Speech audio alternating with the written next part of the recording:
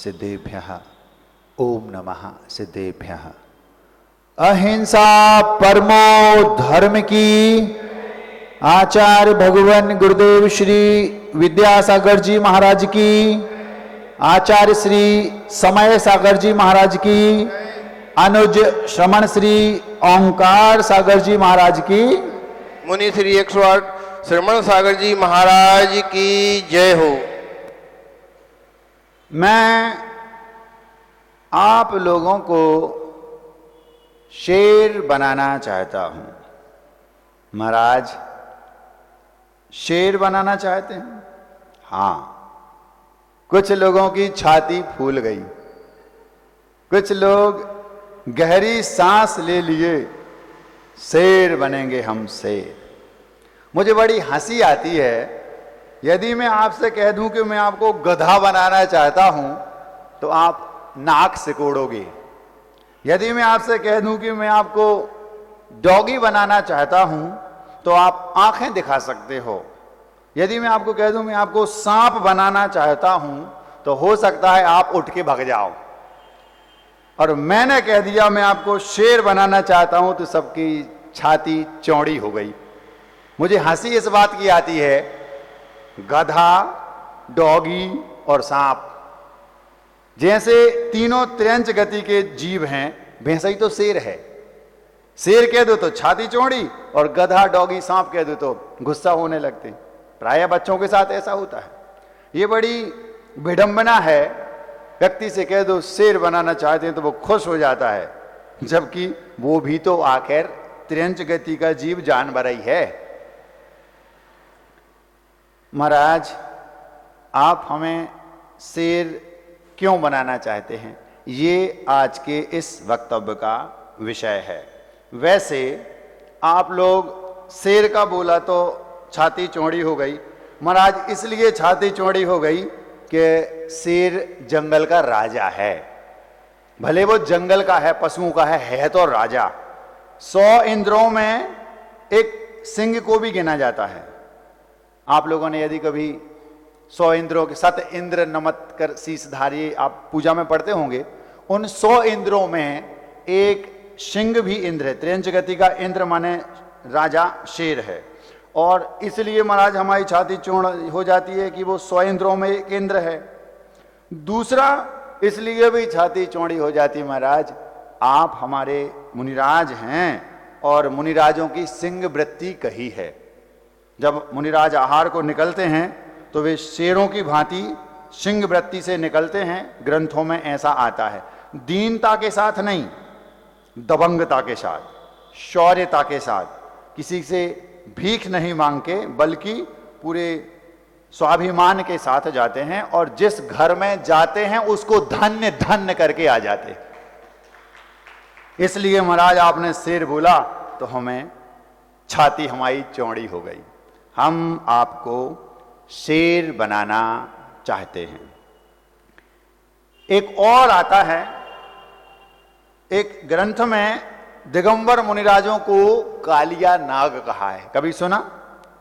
हम बोलते हम आपको शेर बनाना चाहते हैं तो आप खुश हो गए, तो हम ये कह रहे भैया हम आपसे कह दें हम आपको नाग बनाना चाहते, सांप बनाना चाहते तो भी खुश हो जाओगे क्या?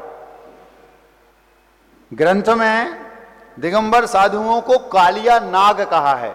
पूछो क्यों? इसलिए उन्होंने लिखा है जिस प्रकार एक सांप अपने द्वारा अथवा अपने निमित्त से बनाए गए, किसी और के द्वारा अपने निमित्त से बनाए गए घर में नहीं रहता, उसी प्रकार एक श्रमण, एक साधु ना तो स्वयं बनाता है और ना स्वयं के निमित्त से बनाए गृह में, घर में रहता है। कहाँ रहता है वो सांप? चींटियां बामी बनाती हैं और जब वे उसको छोड़कर चली जाती हैं तो उस चींटियों के बनाए बामी बिल में वो सांप रहते हैं। ऐसे ही उसी अपेक्षा से दिगंबर साधु को कालिया नाग कहा। क्यों? ये भी आप लोगों जैसी चींटियां घर बनाती हैं और रहते कौन है? मुनिराज। तो महाराज बनाया तो आपने तो नहीं बनाया, लेकिन आपके निमित्त से तो बनाया गया। ये आपकी गलत फहमी है। आपने संतों के लिए संत भवन बनाया होगा, लेकिन पर्टिकुलर किसी श्रवण सागर के लिए ही है, वो ही रुक सकते और कोई नहीं। अगर ऐसा बनाओगे मैं पैर नहीं रखूंगा उसमें। ये संतशाला है, संतों के लिए आपने बनाई। कौन से संत नहीं पता, कोई भी आए जब चाहें चले जाएं आ जाएं। तो पर्टिकुलर किसी एक साधु के नाम से उन्हीं की है, इस अपेक्षा से बनाओगे कभी हम पैर नहीं रखेंगे। यही फितूरी आहार व्यवस्था में भी है। महाराज एक जमाना था जब घर घर में नॉर्मल चौके लगते थे और महाराज लोग आते थे, पड़गान होके चले जाते थे आहार करके। आजकल तो महाराज जी वो दोषपूर्ण है। जब ये बात इस सदी के महानतम दिगंबर आचार्य गुरुदेव श्री विद्यासागर जी महाराज से पूछी गई तो उन्होंने जवाब दिया, भैया हम चातुर्मास कर रहे हैं किसी क्षेत्र पर, उस क्षेत्र पर लगभग 100-120 लोग शुद्धि के भोजन की व्यवस्था के साथ आए और आप अपनी भाषा में कह सकते हैं चौका लेके आए, तो भले वहां पर 50 महाराज हैं और 100 चौके लग रहे हैं। आचार्य श्री बोले किसी पर्टिकुलर महाराज के लिए आए हों और पर्टिकुलर कोई महाराज ही वहां जाएंगे, ऐसा यदि है तब तो वो दोषपूर्ण है। ना उस चौके वाले को ये पता है कि कौन से महाराज आएंगे और ना महाराज को पता है कि मुझे कौन से चौके में जाना है, तो सवाल ही नहीं है कि दोष लगे। समझ में आ रहा? यही हाल चौके में और यही हाल इस बसतिका में ये है। हम आपको शेर बनाना चाहते हैं, ये हमारे आज की प्रतिज्ञा है। महाराज हमारी छाती तो चौड़ी हो गई, आप शेर बनाना चाहते हैं, लेकिन क्यों और कैसे, यही आज के इस वक्तव्य का विषय है। आप ध्यान से सुनेंगे तो आपको दूध का दूध और पानी का पानी हो जाएगा। शेर की एक खासियत है, अगर आप लोगों ने कभी देखा हो, आपकी दुकान में कभी कोई डंडा रखा है और डॉगी आ गया, मान लो आपकी दुकान में बाहर डॉगी आ गया और आपकी मिठाई की दुकान है, आप एक डंडा रखे रहते हो, उस डंडे को से डॉगी को भगाने का प्रयास करते हो, तो वो डॉगी उस डंडे को झूमता है, वो उस अपनी गुस्सा उस डंडे पर उतारता है। अगर आपने कभी देखा हो, वो पकड़ने का प्रयास करेगा तो डंडे को, मुंह से दबाएगा तो डंडे को, और झपटने का प्रयास करेगा तो डंडे को। मतलब वो दोष किसको दे रहा है? डंडे को। कल्पना करो आपकी दुकान में डॉगी की जगह शेर आ जाए, घबराना नहीं, वो तो हम केवल कल्पना करा रहे, नहीं तो तुम महाराज क्या कर रहे हैं आज, आप हमारी दुकान में शेर को घुसड़ रहे, हमें शेर बनाना चाहते हो, आज आप किस मूड में हो। माना कि आपकी दुकान हलवाई की है, मिठाई की है, और उसमें शेर आ गया, डॉगी आया, आपने डंडे से भगाया, वो डंडे पर वार कर रहा है, डंडे को पकड़ने का प्रयास कर रहा है, लेकिन उसके स्थान पर अगर मान लो शेर आ गया, घबराना नहीं, आएगा नहीं, और वो आएगा तो तुम डंडा नहीं उठाओगे, वो तुम उठा के ले जाएगा। मान लो आ गया और आप उसको डंडे से मारने का प्रयास करेंगे, और क्या वो डंडे पर झपटेगा? किस पर झपटेगा? वो शेर डंडे पर नहीं झपटता, डंडा मारने वाले पर झपटता है। बस यही आज के इस वक्तव्य का विषय है। अभी आपको समझ में आ जाएगा। डॉगी डंडे मारने वाले पर ना झपट के डंडे पर झपटता है, और एक शेर डंडे की बजाय डंडा मारने वाले पर झपटता है। महाराज बहुत परेशान हैं, समझ में नहीं आता, हमारे पड़ोसी ने ऐसा कर दिया, हमारे पड़ोसी ने वैसा कर दिया, हमारे यहां ये ऐसा हो रहा है, हमारे यहां वैसा हो रहा है। किसने किया? पड़ोसी ने। पड़ोसी तो डंडा है। अगर तुम शेर होते तो डंडे को दोष नहीं देते, किसको दोष देते? किस कारण से ये डंडा मार कौन रहा है, वो मरवा कौन रहा है डंडा पड़ोसी से? समझ में आ रहा? अभी समझ में आ जाएगा। अपन को घंटे भर में समझाना, अभी तो 10 ही मिनट हुए। महापुरुष राम जो सलागा पुरुष थे, किसी कारण से वे वनवास गए, कारण आपको पता है। वनवास में उनकी पत्नी सीता भी गई, सीता का हरण हो गया, रावण ने किया। उन्होंने अपने भाई लक्ष्मण के साथ मिलकर रावण की बैंड बजाई और अपनी पत्नी को वापस ले आए। वापस ले आए तो वापस वनवास पूर्ण करके अयोध्या वापस लौटे। राजा बन गए। राजा तो वो पहले से ही थे, लेकिन विधिवत बन गए। और रानी सीता, लोगों ने आकर कहा ये जो आपकी पत्नी है सीता, ये अपवित्र हैं, क्योंकि ये दूसरे के यहां रहकर, रावण के यहां रहकर आई हैं। राम अच्छी तरह से जानते थे कि सीता पवित्र हैं। राम अच्छी तरह से जानते थे कि सीता के मन में मेरे अलावा पर पुरुष के बारे में स्वप्न में भी कभी कोई विकार नहीं आया। राम जानते थे ये पतिव्रता है, सती है, सर्वगुण संपन्न एक वास्तविक पत्नी है। फिर भी लोगों के कहने पर उन्होंने कृतांत भक्त सेनापति के हाथों उन्हें दंडक वन में भिजवा दिया। दंडक वन कोई सामान्य वन नहीं था, वो ऐसा वन था, ऐसा जंगल था, उसमें ऐसे खूंखार जानवर थे कि यदि आपको वहां छोड़ दें तो आधे घंटे के अंदर आपका खेल हो जाएगा। खेल समझते हो? हाँ। क्यों? उसमें इतने खूंखार जानवर थे, इतना भयावह, इतना बियावान जंगल था कि उस जंगल में कोई घंटे, आधे घंटे से ज्यादा रह नहीं सकता था। इतना घना जंगल था कि सूर्य की किरणें पत्तों के कारण जमीन तक नहीं आ पाती थी। इतना घना जंगल था, अंधेरा दिन में भी वहां रहता था, इतना घना जंगल था। उसमें केवल लोगों के कहने पर राम ने सीता को कृतांत भक्त सेनापति के हाथों जंगल में भिजवा दिया। और कहा क्या? बहाने से छल किया।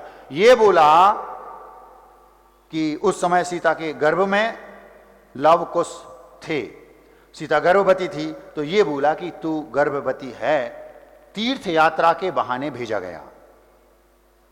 वो समझी कि नहीं समझी उस समय ये तो उसमें नहीं लिखा, लेकिन जब उसको भेजा गया और दंडक वन पर वो कृतांत भक्त सेनापति पहुंच गया तो वहां उसने एक फिर बहाना बनाया, मां पहिया खराब हो गया है, थोड़ा उतरना पड़ेगा। जैसे आप कहीं जाते हैं और आपकी गाड़ी पंचर हो गई तो पहले आपको जैक चढ़ाने के पहले आप अंदर के सवारियों को बाहर करते हैं, तो वो कहता है कृतांत भक्त सेनापति, मां पहिया खराब हो गया है, नीचे उतरना पड़ेगा। वो जैसे ही नीचे उतरी तो रोकर हाथ जोड़कर बोलता है, मां हमारे स्वामी की आज्ञा है कि आपको इसी जंगल में छोड़ा जाए, मैं वापस जा रहा हूं। वो रोने लगा। उसको रोना इस बात का आ रहा था कि भगवान मुझे कभी भी सेवक मत बनाना। वो कहता है, मां मेरी मजबूरी है, मैं अपने स्वामी का सेवक हूं और स्वामी की आज्ञा का पालन करना सेवक का धर्म है। मेरे स्वामी की आज्ञा है कि सीता को दंडक वन में छोड़ दो। मुझे मालूम है कि मुझे ये कृत्य करना मेरे हृदय के विपरीत है, मैं चाहता नहीं ऐसा करूं, लेकिन क्या करूं, मेरी मजबूरी है, मेरे स्वामी का आदेश है। भगवान से प्रार्थना करता हूं जीवन में कभी मुझे भिखारी भले बना देना, लेकिन मुझे कभी किसी का सेवक मत बनाना।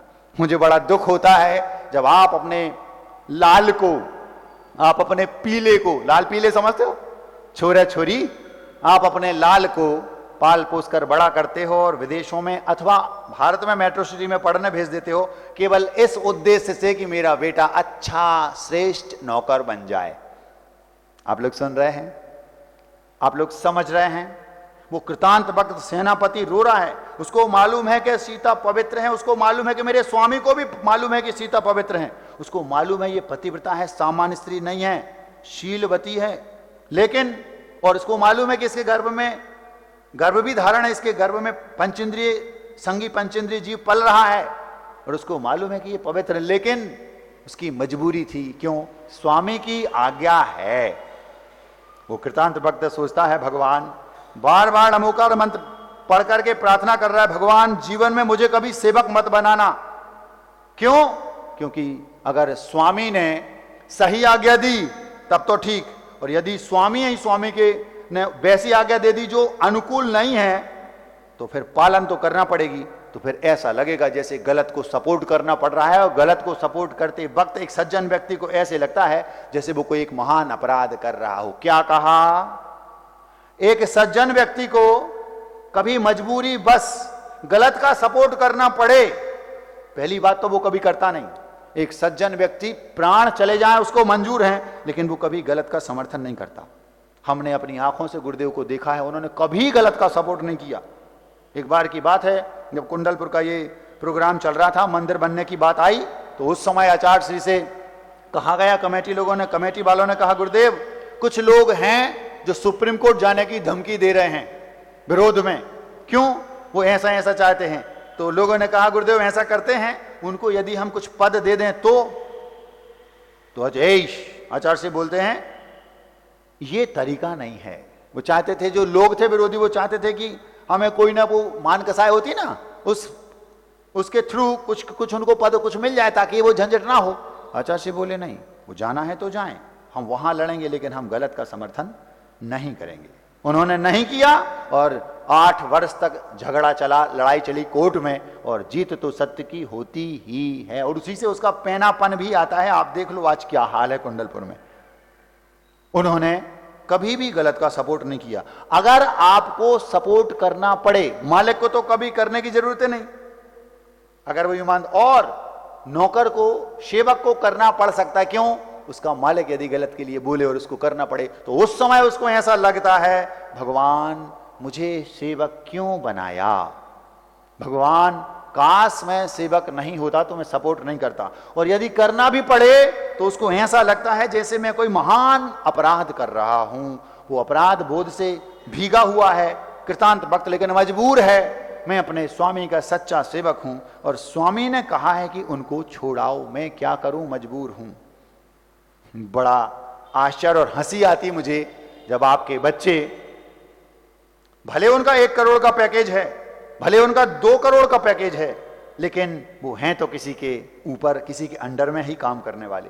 मुझे बहुत दुख होता है, आप शेर के बच्चे हैं और आपके बच्चे शेर के बच्चे हैं। अरे हम तो उस कौम में जन्मे हैं जहां बच्चे गिनती भी सीखती हैं तो शेर के मुख में हाथ डाल के दांतों से, क्या कहा, शेर के मुख को फाड़ा, उसमें जो दांत हैं 1 2 3 4 5 गिनती हमने सीखी है, शेर के मुख को फाड़ के उसमें दांत जो है उनसे गिनती सीखी, उस कौम में जन्मे हैं। और महाराज हमारा बेटा 1 करोड़ का पैकेज है, महाराज लंदन में है, स्वीडन में। अब मुझे बड़ी हंसी आती है उसको, जब उसके ऊपर का जो बॉस है और मान लो उससे बास आ रही है तो आप उसको बॉस बोलेंगे और उन्होंने कहा ऐसा करो और आपको नहीं करना तो, क्योंकि आप सेवक हैं। स्वाभिमान कहां गया।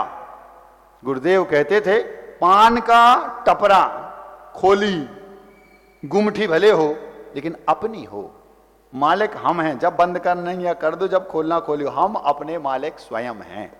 ये गुरुदेव की सोच थी।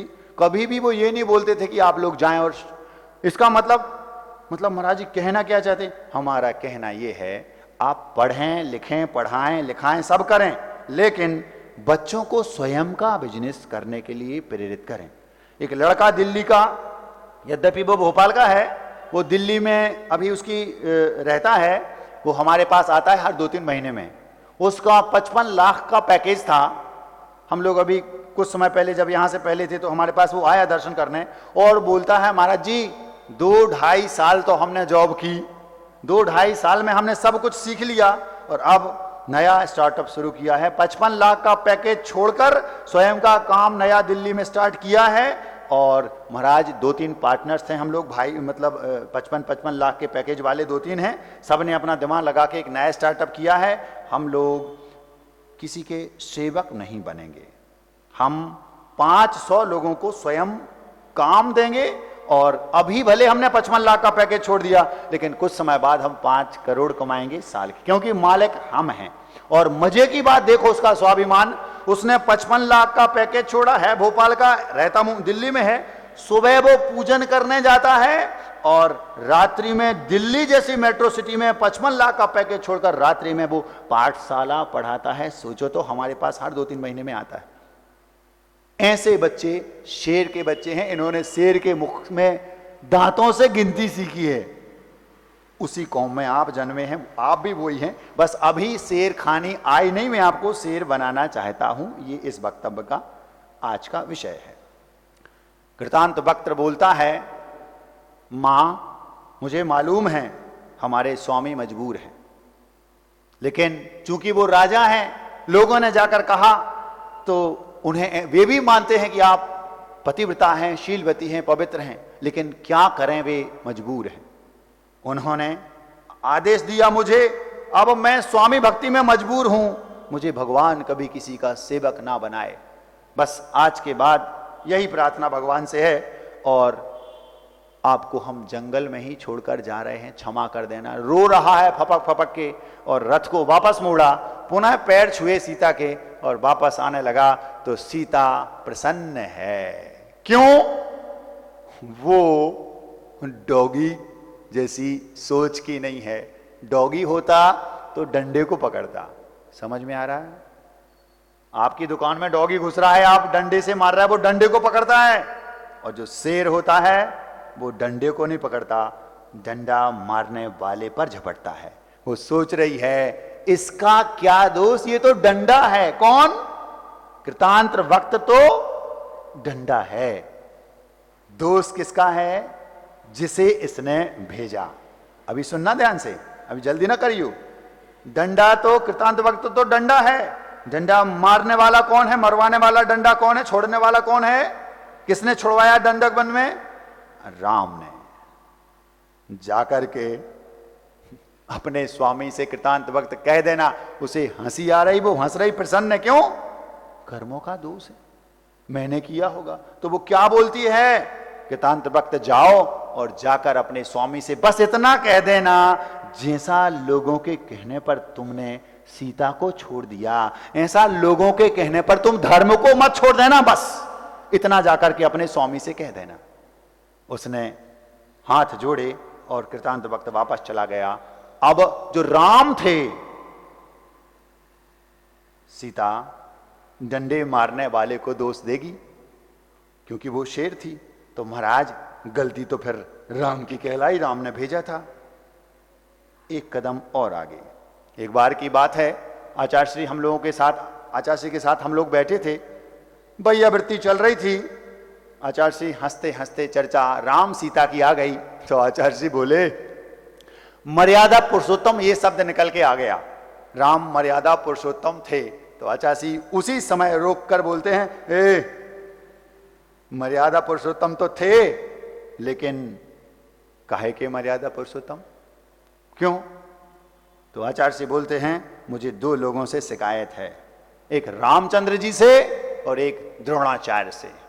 मुझे दो लोगों से शिकायत है, एक रामचंद्र जी से और एक द्रोणाचार्य से। बोले किस बात की शिकायत आचार्य श्री? हाथ जोड़कर हम लोगों ने, जो जितने महाराज थे तो बड़े बड़े महाराज। आचार्य श्री क्यों? तो बोलते हैं राम और द्रोण इन दोनों ने पद पर रहकर के भी, वो राजा थे वो गुरु थे, दोनों ने अपने पद पर रह करके भी न्याय में कमी कर दी, गड़बड़ कर दी। मुझे शिकायत है।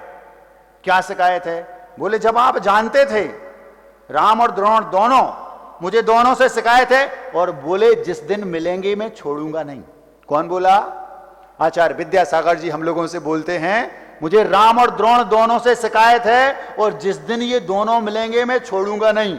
बोले राम तो अब सिद्धालय में मिलेंगे, क्योंकि राम, आप राजा राम को मानते होंगे, हम लोग राजा राम, बाद में वो फिर ये सारी समस्याओं का हल करके और बाद में वो वैराग को धारण करके दीक्षित होकर केवल ज्ञान प्राप्त करके मुक्त हो गए, भगवान बन गए। तो वीतरागी जो राम हैं वो अब सिद्धालय में हैं। भगवान राम की जो आत्मा है वो सिद्धालय में है। अंतर केवल इतना है, राजा राम की कंडीशन में जब थे, दुनिया उनको तब भगवान मानती है, और हम उनको जब उसके बाद वैराग्य धारण किया, वो वीतरागी बन गए, तब को उनको भगवान मानते हैं। बस आचार्य विद्यासागर जी दीक्षा के बाद हमारे पूजनीय गुरु हैं। जब वो विद्याधर की अवस्था में थे तब हम उनकी अष्ट द्रव्य से पूजा नहीं करते थे, बस वो सम्मान के आदर के पात्र थे, इतना बस अंतर है। तो आचार्य श्री बोले मुझे राम और द्रोण से शिकायत है, वे राम अब तो सिद्धालय में मिलेंगे, हो सकता है द्रोणाचार्य स्वर्ग में कहीं मिल जाएं, या वापस जब यहां आएंगे तो यहां कहीं मिल जाएं, राम तो आएंगे, जहां मिलेंगे वहां शिकायत करूंगा, आपने अच्छा नहीं किया। जब आपको पता था कि वो पतिव्रता है, शीलवती है, एक भारतीय नारी है, भारतीय संस्कृति से पली बड़ी, और आपके अलावा स्वप्न मात्र में भी उसके मन में किसी के पर पुरुष के बारे में भाव आया नहीं, और वो गर्भवती है, उसके गर्भ में 2 चरम शरीरी, उसी भाव में मोक्ष जाने वाले लव कुश जैसे महापुरुष हैं, फिर भी लोगों के कहने पर जंगल में भेज दिया। 3 संगी पंचेंद्रिय जीव, वे तीनों के 3 घंटे आधे घंटे में दंडक वन में कोई खा जाता। वो ये बात अलग है कि उस सीता का पुण्य था कि वहां से एक राजा अपनी पूरी राजपाट वैभव के साथ शिकार के लिए आए होंगे, तो उन्होंने देखा ये नारी तो बहुत कोई महारानी है, तो उसको अपनी मुंह बोली बहन बनाकर अपने घर ले गए और 20 बरस तक साथ में रखा। वहीं लवकुश बड़े हुए और बाद की कहानी तो आपको पता है। तो आचार्य श्री का कहना था कि राम से मुझे शिकायत इसलिए है, अरे किसी आर्यिका के पास भेज देते, किसी श्राविका आश्रम में भेज देते, कहीं और व्यवस्था बना देते। अगर वो गलत होती तो ऐसा करना ठीक था। कोई ऐसी संयोजना बनाते कि लाठी भी ना टूटे और काम भी हो जाए, जनता को दूसरे तरीके से समझा देते, कुछ तो करते। राजा थे, इतनी मजबूरी क्या थी कि उसको 3 संगी पंचेंद्रिय जीव और सम्यक दृष्टि वो, और वो सत्य थी। सत्य को परेशान तो राम को अपने मुख से नहीं करना था। मुझे शिकायत है, मैं छोड़ूंगा नहीं, जहां मिलेंगे वहां शिकायत करूंगा। काहे के मर्यादा पुरुषोत्तम, ऐसा आचार्य श्री ने बोला था। भगवान बन गए ठीक है, लेकिन हम भगवान से शिकायत करेंगे जहां मिलेंगे वहां, ये उनके शब्द। और द्रोण से क्यों? द्रोण से इसलिए शिकायत है, द्रोण ने एकलव्य आया, गुरु द्रोण थे, अर्जुन के गुरु, अर्जुन को उनको शिक्षा दी। जब एकलव्य आया तो ये कहकर कि तू शूद्र पुत्र है और शूद्र पुत्र शिक्षा के अधिकारी नहीं, ऐसा कहकर के निम्न गोत्र में तूने जन्म लिया है, इसलिए उसको भगा दिया। ठीक है, उस समय की ये परंपरा थी, लेकिन इतना तो ठीक था कि शिक्षा उसको नहीं देनी थी। ठीक है भैया, वहां की उस समय का प्रचलन था। लेकिन जब वो आपकी प्रतिमा बनाकर पत्थर में आपको स्थापित करके, और उसने उस जंगल में पत्थर के सामने द्रोण की स्थापना करके उस पत्थर के सामने उस विद्या में वो पारंगत हो गया जो आप साक्षात अर्जुन को दे पाए अथवा नहीं दे पाए, वो उसने आपकी श्रद्धा के बल पर हासिल कर ली। कितनी गुरु भक्ति उसके अंदर होगी। और आपके सामने जब उसको पता चला कि एक डॉगी को उसने मुंह में वो भौंक रहा था तो उसके मुंह में बाण भर दिए, ये कला केवल अर्जुन को सिखाई थी द्रोण ने। अर्जुन ने तब देखा ये डॉगी के मुंह में बाण मेरे अलावा कोई भर नहीं सकता, किसने भर दिए? पता लगा एक भील है। वहां देखा तो वो एकलव्य है, तो गुरु को बताया। गुरु ने पूछा कौन है वो? तो गुरु ने और अर्जुन ने वहां जाकर देखा कि ये है। पूछा तेरा गुरु कौन है? तो बोलता आप। मैंने तो तुझे शिक्षा दी नहीं, कहां है तेरा गुरु? चल दिखा।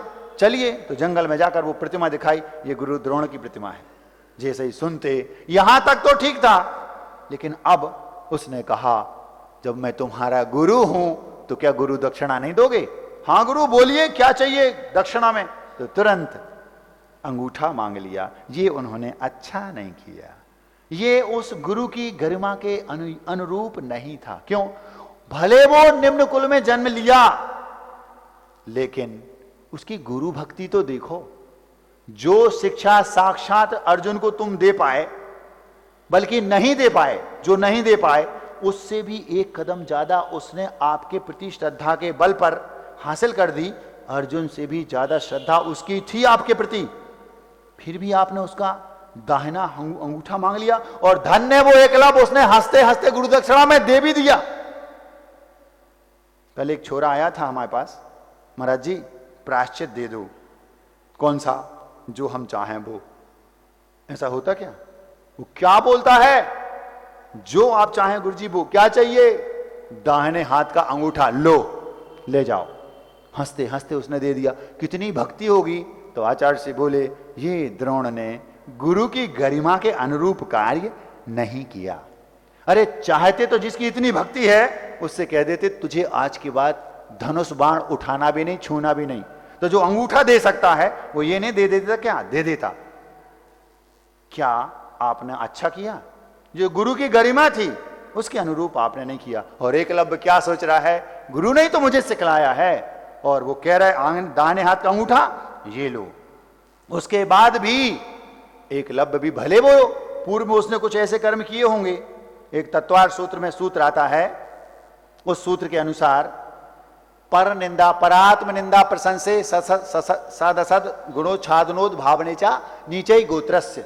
पर की निंदा और अपनी प्रशंसा करने से निम्न गोत्र का आश्रय होता है। मतलब हम अगर दूसरे की निंदा करेंगे और स्वयं की प्रशंसा करेंगे तो फिर अगले भाव में हमें निम्न कुल में जन्म लेना पड़ेगा, क्योंकि कर्म बंध गया।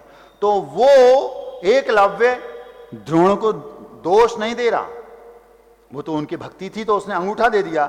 और वो किसको दोष दे रहा है? मैंने पूर्व में कुछ ऐसा किया होगा, मेरी गलती थी, कोई बात नहीं, अब गुरु ने मांगा ये लो। तो आचार्य से बोले मुझे द्रोण से शिकायत है, उन्होंने गुरु की गरिमा के अनुरूप कार्य नहीं किया। और मुझे राम से शिकायत है, उन्होंने राजा राम, मर्यादा पुरुषोत्तम राम की गरिमा के अनुरूप ये काम नहीं किया, उन्हें सीता को नहीं भी। जहां मिलेंगे छोड़ूंगा नहीं।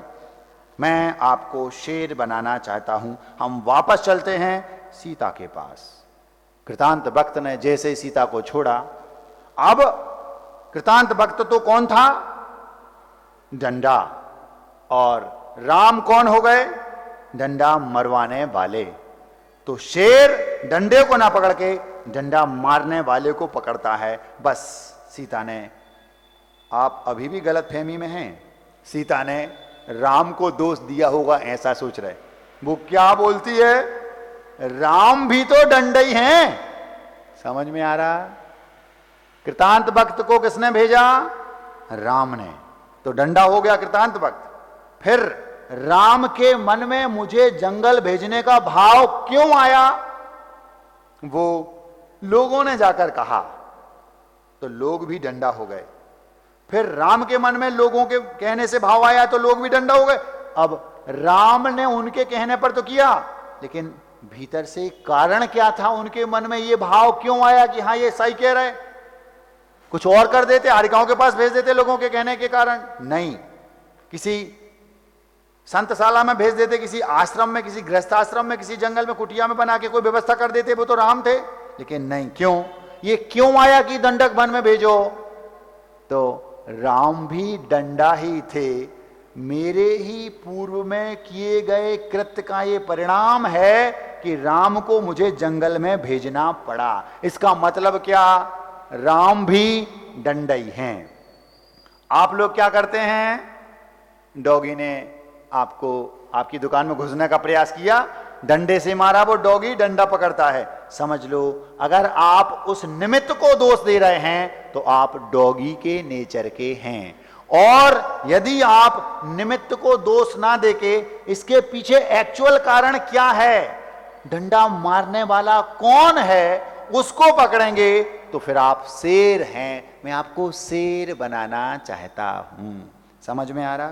मतलब क्या हुआ महाराज? मतलब ये हुआ, हम परेशान हैं, हमें पड़ोसी परेशान कर रहा है, हमें ससुराल वाले परेशान कर रहे हैं, हमें मायके वाले परेशान कर रहे हैं, हमें टीचर परेशान कर रहा है, हमें फटीचर परेशान कर रहा है, कोई भी परेशान कर रहा है। क्यों? हमारे पूर्व के कर्म का उदय है। वो किसने किए? हमने। तो डंडा मरवाने वाला कौन है? मारने वाला तो सामने दिख रहा है। डंडा को नहीं दोष देना, डंडा मारने वाले को दोष देना है। तो दोष किसको दिया जाएगा फाइनली? ना कृतांत भक्त का दोष है और ना तुम्हारे स्वामी का दोष है, रामचंद्र का भी दोष नहीं। मैंने ही पूर्व में कुछ ऐसा किया होगा। निर्दोष होने के बाद भी मुझे दोष लगाया जा रहा है। क्यों? पता चला। पता है क्यों? उसके पीछे कारण था। वो राम के मन में ये भाव क्यों आया कि इसको जंगल भेज दो? क्यों? इसलिए आया, सीता जब पूर्व की पर्याय में एक मुनिराज थे, चारित्रवान मुनिराज, उन मुनिराज के सामने नजदीक एक कन्या बैठी थी। उस कन्या ने चर्चा की, कुछ बात पूछी, उन्होंने जवाब दिया तो दोनों को हंसी आ गई। सीता का जीव दूर से देख रहा था। वे मुनिराज चारित्रवान थे, उत्कृष्ट चर्या के धनी थे, निर्दोष चारित्र का पालन करने वाले थे, लेकिन किसी प्रश्न के उत्तर में हंसी आ गई। हंसी आई तो उसने क्या सोचा? दोनों देखो गुलछर्रे उड़ा रहे। मन में एक चारित्रवान के मन में, चारित्रवान के प्रति सीता के जीव के मन में ये भाव आ गया था कि ये गुलछर्रे उड़ा रहे हैं। इसका परिणाम ये निकला, केवल मन में भाव भाया था, एक निर्दोष चरित्रवान के निर्दोष चरित्र में मन में दोष लगाया था, परिणाम ये निकला जब उस कर ने फल दिया तो आप निर्दोष हो, अब पूरी दुनिया आपको दोषी ठहरा रही है। क्यों? डंडा मारने वाला कौन था? आपका पूर्व का कर्म। डॉगी डंडे पर झपटता है। महाराज हम उनको छोड़ेंगे नहीं। किसको? हमारे पड़ोसी को। क्यों? बहुत परेशान करते हैं। तुम डंडे पे दोष दे रहे हो। समझ में आ रही बात? डंडे को दोष नहीं दो। ऐसा क्यों हो रहा है? हमने पूर्व में कुछ किया होगा। एक सज्जन थे, उन सज्जन का नाम जगन्नाथ। आपको कहां से पता? महाराज जी वो तो सारे फिल्मों के सारे हीरो का नाम जगन्नाथ। वे जगन्नाथ जी थे। वे बैंक में कैशियर थे, तो सेटिंग करके नकली नोट कहीं से भी लाते। उस समय, जब अभी की बात नहीं हो रही है, पहले की बात है, जिस समय मोदी जी ने वो 500-500 के नोटों को बैंक नोटबंदी नहीं कराई थी, हो सकता है ये उस समय की बात हो।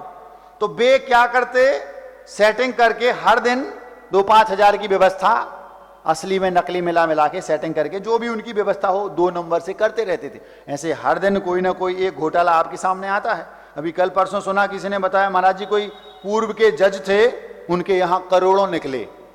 तो कोई की होगी, तो पुण्य के उदय में ये सब कर लिया। अब बताते हैं, सुनते हैं कि महाअभियोग उन पर चलने वाला है या ऐसा कुछ है। तो जब हम हंसते हंसते कर्म बांधते उस समय तो अच्छा लगता है, मजा आता है, लेकिन जब उसका फल मिलता है तो फिर नानी और नाना दोनों एक साथ याद आते हैं। हमारी नानी ऐसी थी और हमारे नाना ऐसे थे। कब आता याद? जब बैंड बजती है। तो वे जगन्नाथ जी कई बार कई लोगों की मेहनत की, ईमानदारी की कमाई उन्होंने वहां गड्ढ की 20 बार किए। और जब उसके बाद जब वो कर्म फल दिया तो अब जहां व्यापार कर रहे, आज ये खा गया, कल वो खा गया, परसों वो खा गया। कौन थे? जो पुराने जिनके तुमने गड्ढ की थी ना, वे मैं ब्याज के लिए लेके जा रहे हैं। समझ में आ रहा है? महाराज जी हम क्या बताएं, 20 साल हो गए व्यापार करते करते, कुछ भी करते हैं, 2-5 लाख हो पाते हैं, कोई खा जाता है, फिर 2-5 लाख किए, फिर कोई खा गया। महाराज जी हमारा पूरा जीवन ऐसे जा रहा है, कोई मंत्र बता दो, उपाय बता दो। दंड किसको? मैं उसको छोड़ूंगा नहीं, मैं उसको छोड़ूंगा नहीं। तुम डंडा को दोष दे रहे। अगर डंडे को पकड़ोगे तो डॉगी कहलाओगे, डॉगेस भाई। समझ में आ गया? किसको दोष दे रहे हो तुम? डंडे को। जबकि शेर के बच्चे होते, शेर होते तो डंडे को तो देखते तक नहीं।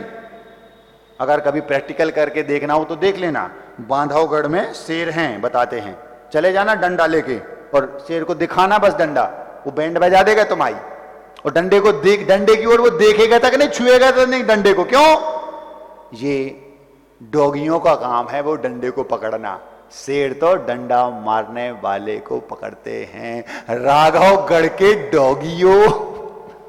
महाराज डॉगी इसलिए कह रहा रोज हमारे पास, महाराज जी उन्हें ऐसो कर दो, उन्हें ऐसो कर दो, उन्हें ऐसो कर दो। समझ में आ रही? बुरा तो नहीं लग रहा?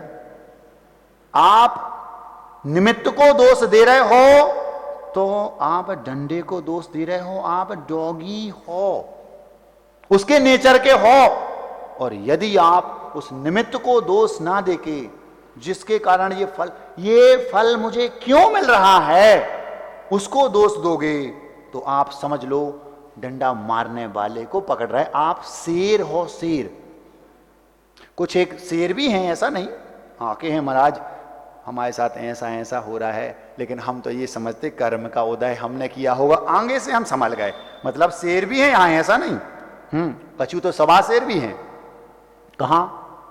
राघवगढ़ में सब प्रकार के हैं। अभी हम कल जब आहार के लिए जा रहे थे तो 2-3 गधे भी निकले थे सामने से। आप लोगों की बात नहीं कर रहा, निकले थे वो गधे वहां से। समझ में आ रहा? तो यहाँ गधे भी हैं, डॉगी भी हैं, शेर भी हैं, सवा शेर भी हैं, 1-1.5 शेर भी होगा। तो सब हैं। समझ में आ रहा? हमें डंडे की ओर देखना तक नहीं, ये पता लगाओ कि डंडा कौन मार रहा है। ना सीता ने कृतांत भक्त को दोष दिया, ना सीता ने राम को दोष दिया, डंडा किसने मारा था?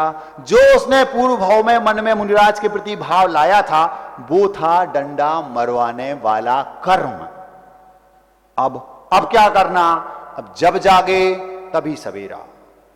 एकलव्य ने क्या सीखा? जब जागे तभी मन में भी कभी किसी चारित्रवान के बारे में स्वप्न में भी कभी हमें विपरीत विचार नहीं लाना। ये सीता ने सीख लिया, अब मुझे कभी भी नहीं करना, क्यों? गड़बड़ हो गई। एकलव्य क्या कह रहा? कभी गलती से भी मैं पर की निंदा और अपनी प्रशंसा नहीं करूंगा, क्यों? उसी का ये परिणाम है कि मुझे द्रोण ने भगा दिया, शूद्र बनना पड़ा। समझ में आ रहा? आप सब उच्च गोत्री हैं, क्यों? आपने खुद की निंदा और दूसरे की प्रशंसा की होगी। सूत्र है, परात्म निंदा प्रशंसे सद सदगुणोद छायदनोद भावेचा नीचे गोत्रस्य। नीच गोत्र के आश्रव के कारण क्या है? अपनी प्रशंसा, दूसरे की निंदा, अपने पास जो गुण नहीं है उनका उच्छातन उद्भावन बताना, और जो दूसरों के पास गुण है उनको दबाना। इनके कारण निम्न गोत्र का आश्रय बंद होता है, और जब फल मिलता है तो आप निम्न कुल में, निम्न गोत्र में जन्म लेते हैं। गलती किसकी? डंडे की नहीं, डंडा मारने वाले की। डंडा मारने वाला कौन? आप स्वयं। सीता ने स्वयं ने गलती की, एकलव्य ने स्वयं ने गलती की। गलती डंडे की नहीं है, डंडा मारने वाले की। हम आपको शेर बनाना चाहते हैं। समझ में आ रहा है? मतलब क्या है? मतलब हमें निमित्त को दोष नहीं देना, वो निमित्त जिसके कारण एक्टिव हुआ है, हमें दोष उसको देना है। महाराज जी, घर में बेटे का विवाह नहीं हो रहा, कारण पता करो। बहू के बच्चे नहीं हो रहे, कारण पता करो। डंडे को दोष नहीं दो अंदर। आप लोगों ने रामायण सुनी होगी, देखी होगी, उसमें उसके बाद महाभारत भी आई थी। महाभारत भी आपने देखी होगी। तो रामायण का सीता का प्रसंग आपके सामने रखा। महाभारत में अगर आप लोगों ने देखा हो, एक धृतराष्ट्र थे, दुर्योधन के डैडी। डैडी बोलते आप लोग आजकल, आज तो वो माँ पिता बोलना भूल ही गए। बड़ी हंसी आती मुझे, मॉम डैड बोलते हैं। डैड मतलब डेड और मॉम मतलब डेड। समझ में आ रहा? मॉम का मतलब होता है मम्मी, वो पुतला, मम्मी डैडी होता वो। तो मॉम का मतलब भी डेड और डैड का मतलब डेड। जीते जी मॉम डैड, कोई बात नहीं, कल्चर है। धृतराष्ट्र जो दुर्योधन के पिताजी थे, धृतराष्ट्र, उनके 100 पुत्र थे कौरव। 100, दुर्योधन दुशासन आदि आदि आदि आपने सुना होगा। धृतराष्ट्र के सामने भी 100 के 100। क्यों? पता क्यों? धृतराष्ट्र ने किसको दोष दिया? पांडवों ने हमारे बच्चों का। 18 दिन का महाभारत हुआ, कृष्ण ने पांडवों ने मिलकर ऐसा ऐसा किया, महाभारत हुई और सब समाप्त हो गया। लेकिन आपको कारण मालूम होना चाहिए, धृतराष्ट्र ने पूर्व के जन्म में, पूर्व के भाव में सर्पणी के 100 बच्चों को मारा था। क्या कहा? धृतराष्ट्र ने सर्पणी माने सांप की पत्नी, सर्पणी के 100 बच्चों को धृतराष्ट्र ने मारा था। उस समय कर्म बांध लिया, और जब फल मिला तो धृतराष्ट्र की आंखों के सामने 100 के 100 कौरव निपट गए। अब दोष किसको दिया जा रहा है? डंडे को। डंडा कौन है? श्री कृष्ण, अर्जुन, भीम, युधिष्ठिर आदि आदि। ये तो निमित्त हैं। अगर धृतराष्ट्र शेर के बच्चे होते, धृतराष्ट्र शेर के बच्चे होते, शेर होते, तो किसको दोष देते? मेरी आंखों के सामने मेरी 100 संतानें जा रही हैं, इसका मतलब है मैंने कुछ पहले ऐसा किया होगा। एक भी उदाहरण आपको ऐसा नहीं मिलेगा कि किया हो इनने और फल इनको मिला हो, चाहे वो अच्छा हो चाहे वो खराब। सब में जब आप लास्ट में जाओगे, डंडा मारने वाला कौन है? तो हमारा कर्म, वो हमने ही बांधा था। बात समझ में आ रही? बुरा तो नहीं लग रहा?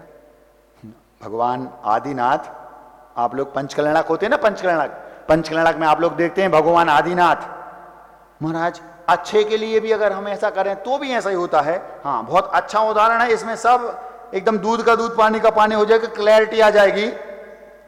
इस युग के प्रथम तीर्थंकर आदिनाथ, जब आदिनाथ का राज अभिषेक हो गया, वे राजा बन गए, असी मसी कृषि विद्या वाणिज्य शिल्प का उपदेश दे दिया। और सारा उपदेश देने के बाद जब असी समझते हो, असी माने तलवार, तलवारबाजी आदि, मसी माने जे तुम्हारी मुनीमी आदि स्याही आदि का लेखन, कृषि माने खेती, विद्या मतलब जो विद्याएं होती ना लोगों के पास, धनुर्विद्या आदि, वाणिज्य व्यापार, और अथवा और शिल्प मतलब वो, हाँ वो नक्काशी वगैरह करते ना, कार्विंग आदि, ये शिल्प, ये 6 प्रकार से अब आप अपना आजीविका करो, ऐसा उपदेश दिया।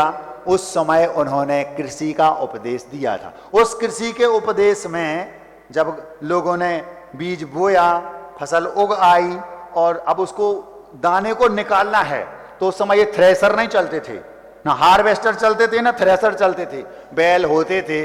वे बैलों को बीच में एक डंडा बांधा और बैल उस पर पैदल चलते थे, तो उससे वो घास जैसी वो फसल पूरी कटने के बाद खलिहान में भूसा बन जाती थी, दाने अलग हो जाते, फिर उसको हवा में उड़ा लेते थे तो वो दाने अलग निकल के आ जाते थे। तो लोगों ने जाकर कहा, हमने आपके कहने पर खेती तो की, खेती करने के बाद वो उग के फसल भी आ गई, फसल को हमने काट करके खलिहान में भी ले आए और अब सुखा लिया और फैला करके उस पर बैल चलाते हैं, ये सब उन्होंने बताया ऐसे ऐसे करना, लेकिन वो बैल उस फसल को खा जाते हैं, हमें कुछ नहीं मिलता। तो उन्होंने उपदेश क्यों दिया? इस प्रजा को दाने अनाज गेहूं आदि खाने को मिलें, इस सोच से ये उपदेश दे दिया कि उन बैलों के मुख में मूसिका बांध दो। मूसिका समझते हो? मूसक नहीं, संस्कृत में मूसक माने चूहा, मूसिका मतलब महाराज जी जैसे बालक बालिका होते ऐसे मूसक मूसिका, मूसक माने चूहा, मूसिका माने चूहिया, ऐसा नहीं। मूसिका मतलब मुख पर बांधने वाली पट्टी। तो बस कभी आप लोगों ने, अब तो आप लोगों ने बैल ही नहीं देखे होंगे, अब तो आपने बैल, एक जमाना था जब खेती बैलों से होती थी, तो वो बैल के मुख में मूसिका बांधी। उपदेश किसने दिया? आदिनाथ ने। किस उद्देश्य से दिया? कि लोग प्रजाजन अच्छे तरीके से गेहूं को अपने भरण पोषण के लिए निकाल लें, ताकि वो बैल ना खाएं, उनको तो चारा भूसा है। फिर भी उपदेश दिया तो वो भी पंचेंद्रिय जीव है, आपके खाने का उपदेश दिया तो इससे पुण्य संचय होगा, वो अलग बात, लेकिन उन्होंने ये भी कहा इनके मुंह में मूसिका बांध दो। उनको उन्होंने रोका। विघ्नम करणम अंतरायस, ये सूत्र आता है, विघ्न करणम अंतरायस, जिसमें ये उच्च गोत्र नीच गोत्र का सूत्र है ना, उसी में नीचे आता है अंतराय कर्म के आश्रव के कारण क्या है? विघ्न डालना। किसी भी काम में विघ्न डालोगे, अंतराय कर्म का आश्रय होगा, जब वो फल देगा तो तुम्हें अंतराय पड़ेगा। कैसे? जैसे आप भोजन कर रहा है, कोई भोजन कर रहा है, आपने उसको भगा दिया, डंडा मार दिया, नहीं करने दिया। मान लो डॉगी भोजन कर रहा है, कहीं खा रहा है कुछ और डंडा मार के भगा दिया, महाराज जी हमने तो भगाया, तो भगाया कुछ नहीं, कर्म कहेगा तुमने भगाया, अब वो तुम्हें नहीं खाने देगा। फिर अब तो महाराज भी बन गए, आहार लेने जाओगे, मांगोगे दाल, दे दिया जाएगा बाल। क्यों? क्योंकि आपने दूसरे के आहार में विघ्न डाला था। अब आपका नंबर है। दंड दोष किसको देंगे? वो लड़का दे रहा था, उसने देख के नहीं दिया, उसकी आंखों में चश्मा था, दिखाई नहीं देता। अगर डॉगी के नेचर के हो तो दोष किसको दोगे? आहार देने वाले को। और शेर के नेचर के हो तो दोष इसका नहीं है, ये तो निमित्त मात्र है। मैंने पूर्व में अंतराय डाला होगा, सो फल मुझे मिल रहा है। मैं आप लोगों को शेर बनाना चाहता हूं। किसी भी कंडीशन में, हर एक कंडीशन में आप ये देखो गलती किसकी। वे आदिनाथ तीर्थंकर थे, उसी भाव में तीर्थंकर बनना थे ही। कल्याणक हो गए 2, अब केवल दीक्षा ज्ञान और मोक्ष कल्याणक बाकी है। उनको भी, जिनका स्वधर्म इंद्र किंकर है, गर्भ कल्याणक के समय भी आया, जन्म कल्याणक के समय भी आया। स्वधर्म इंद्र जिनका किंकर है, कर्मों ने उनको नहीं छोड़ा। सोचो, जब वे आहार को निकले, दीक्षा हो गई, तो दीक्षा के बाद आहार को निकल रहे, 6 महीना तक भटक रहे, विधि नहीं मिल रही। क्यों? तुमने दूसरे के मुंह में मूसिका बंधवाई थी। अब तुम्हारी मुंह में 6 महीने तक बंधी रहेगी। क्यों? कैसे लोग हैं ये, कैसी प्रजा है, इसको आहार देना तक नहीं आता। कहां गया वो सौधर्मेंद्र?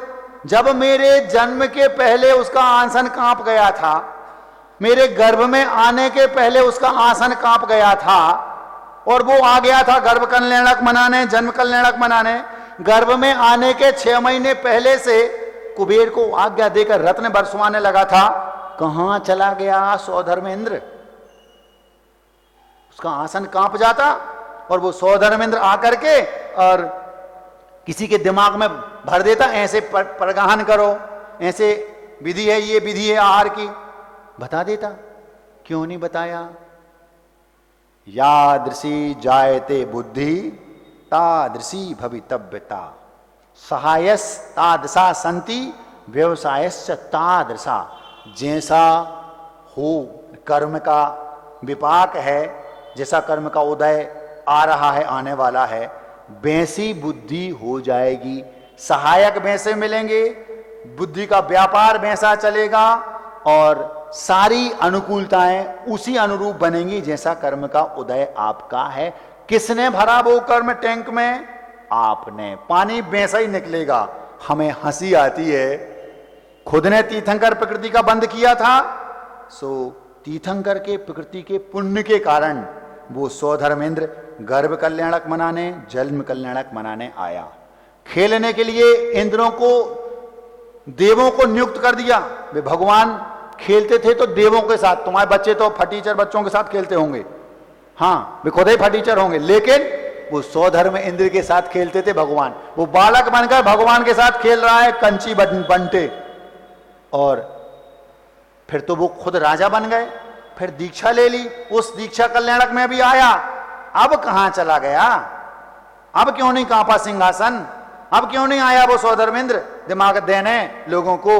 भैया ऐसे आहार को निकलेंगे, आपको ऐसा ऐसा करना है, ऐसे पड़गहन कर लेना, ऐसे बुला लेना, ये कर लेना। 6 महीना तक आहार नहीं मिले। फिर दूसरी बार निकले, फिर दूसरी बार भी यही हुआ। सुनते हैं 13 महीने बाद, 13 महीने 6-7 दिन ऐसा कुछ आता है। अक्षय तृतीया के दिन, भगवान के दीक्षा से अक्षय तृतीया तक के बीच में 13 महीने 6-7 दिन का अंतर आता है, तब उनको आहार मिला। क्यों? मैं देखता हूं सौधर्मेंद्र को, क्यों उसने नहीं बोला? आप होते तो सौधर्मेंद्र को देखते।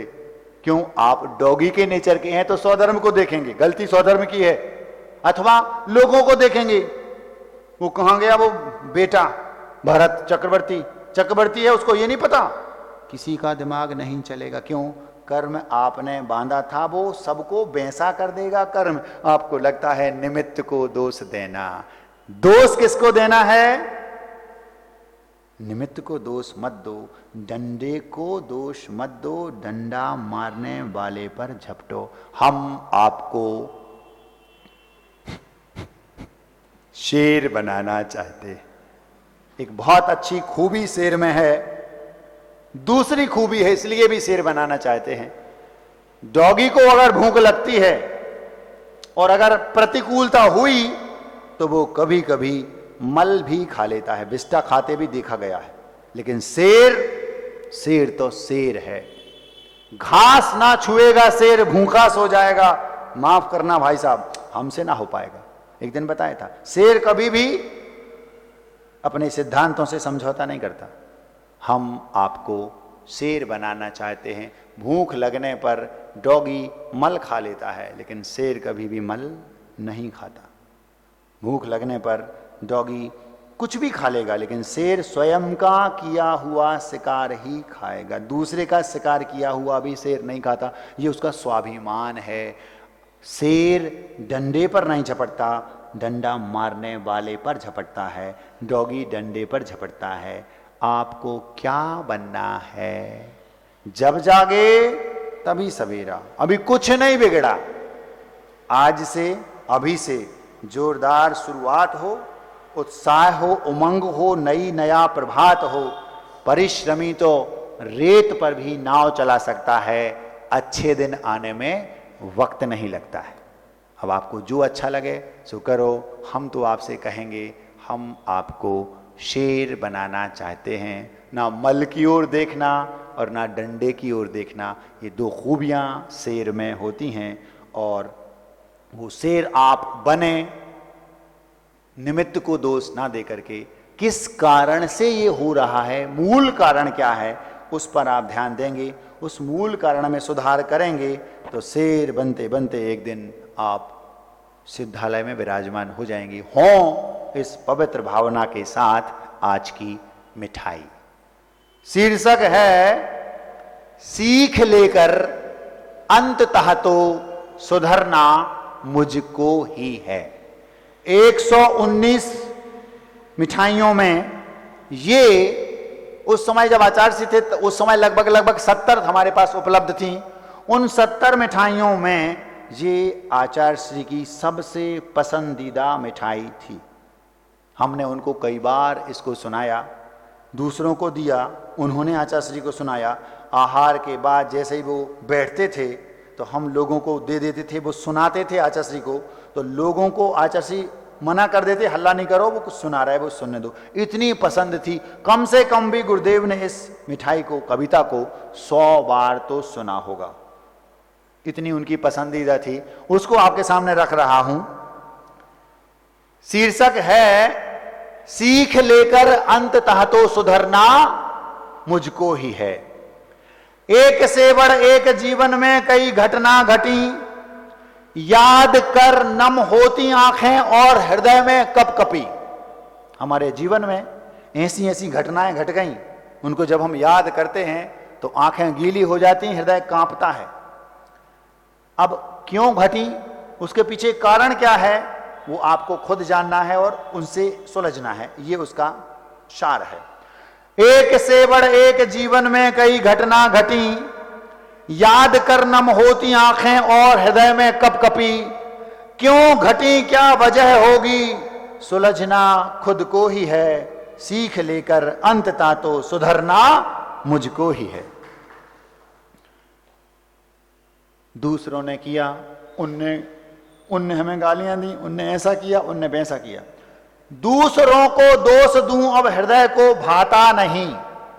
क्या कहा, दूसरों को दोष दूं अब हृदय को भाता नहीं, कहीं अपनी ही कमी होगी नजर आता यही। दूसरे की कोई गलती नहीं है, मेरी ही गलती है, गलती मैंने ही की है कहीं ना कहीं। लोग तो मात्र निमित्त मात्र हैं, डंडा वो चला रहा है, डंडा चलवाने वाला कोई और है। दूसरों को दोष दूं अब हृदय को भाता नहीं, कहीं अपनी ही कमी होगी नजर आता यही। दोष मेरा कहां कितना समझना कुछ जो भी है, दोष मेरा कहां कितना समझना कुछ जो भी है। सीख लेकर अंततः तो सुधरना मुझको ही है। फिर ये लगता है मैंने तो पूरे जीवन का पूरा विवरण देख लिया, एनालिसिस कर लिया, हमने तो पूरे जीवन में कोई गलती की नहीं।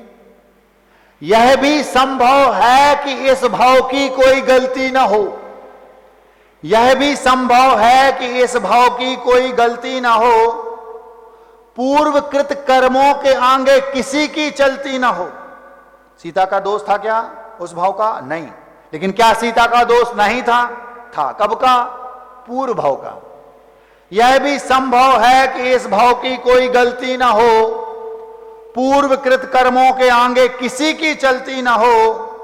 कर्म अपने किए तो फल भुगतना, दुख को भी सह। कर्म अपने किए तो फल भुगतना, दुख को भी सह। हमें दुख को सहना पड़ेगा और अपने ही कर्म है उसको भुगतना भी पड़ेगा। कर्म अपने किए तो फल भुगतना, दुख को भी सह। सीख लेकर अंततः तो सुधरना मुझको ही है। फिर ऐसा लगता है कभी कभी हमारी गलती नहीं है, गलती उनकी है। बेसुधरे, कमी औरों की बेसुधरे, सोचना ही व्यर्थ है। गलती उनकी है, कमी उनकी, बेसुधरे, हम क्यों सुधरे? कमी औरों की बेसुधरे, सोचना ही व्यर्थ है। अभी समता साधुता से दूरी है, यह अर्थ है। अगर आपको दूसरों की गलती दिख रही है, अगर आप डंडे को पकड़ रहे, मतलब आपके अंदर अभी साधुता, सज्जनता, सरलता, समता नहीं आई। अभी आपको और गहरा उतरना पड़ेगा। अभी आपको जैनिज्म का बेस नहीं मालूम। कमी औरों की वे सुधरे सोचना ही व्यर्थ है, अभी समता साधुता से दूरी है, यह अर्थ है। तत्वता तो और गहरा उतरना सुख तो ही है, नहीं तो सुख नहीं है। और गहरा उतरना पड़ेगा आपको, नहीं तो सुख नहीं मिलेगा। तत्वता तो और गहरा उतरना सुख तो ही है, सीख लेकर अंतता तो सुधरना मुझको ही है। अब दूसरों को दोष दोगे तो क्या है? दूसरों को अब ऐसा लगता है गलती उनकी बेसुधरे, कोई बात नहीं, वे नहीं सुधर रहे, हम उनको सुधार देंगे, हम समझा देंगे, हम उनको सुधार देंगे। ये भाव आता मन में दूसरों को। बाजू वाले ने गलती की, भैया तुम ऐसा नहीं किया करो, ये गलती है, ये हमारे मन में भाव आता है, मैं उनको सुधार दूंगा। दूसरों को मैं सुधारूं चित्त का विभ्रम बड़ा, दूसरों को मैं सुधारूं चित्त का विभ्रम बड़ा, जिंदगी लग जाए चिकने घड़े पर पानी पड़ा। पूरी जिंदगी तुम चिकने घड़े पे पानी डालो, कुछ होने वाले। तुम दूसरों को सुधार, वो सुधरना नहीं है, सुधरना तुम्हें ही है, दूसरा सुधरने वाला है नहीं। दूसरों को मैं सुधारूं चित्त का विभ्रम बड़ा, जिंदगी लग जाए चिकने घड़े पर पानी पड़ा। किसको बदलूं वस्तुता तो बदलना खुद को ही है, किसको बदलूं वस्तुता तो बदलना खुद को ही है, सीख लेकर अंतता तो सुधरना मुझको ही है। अंत क्षण तक हर कदम पर संवरता ही जाऊं मैं। अब भगवान से प्रार्थना कर रहे हैं, भगवान क्या चाहिए वो? अंत क्षण तक हर कदम पर संवरता ही जाऊं मैं, ठोकरों से सीखूं सुधरूं दोष ना दोहराऊं मैं। एक बार गलती हो गई, हमने दूसरे को दोष दिए थे, कोई बात नहीं, जो हो गया छोड़ो, अब हम गलती नहीं करेंगे। ठोकर मिल गई, सीखेंगे, सुधरेंगे। अंत क्षण तक हर कदम पर संवरता ही जाऊं मैं, ठोकरों से सीखूं सुधरूं दोष ना दोहराऊं मैं, सीधा होकर पूर्णता तक, जब तक मुक्ति न मिल जाए, सीधा होकर पूर्णता तक संभलना मुझको ही है, सीधा होकर पूर्णता तक संभलना मुझको ही है, सीख लेकर अंतता तो सुधरना मुझको ही है। अहिंसा परमो धर्म की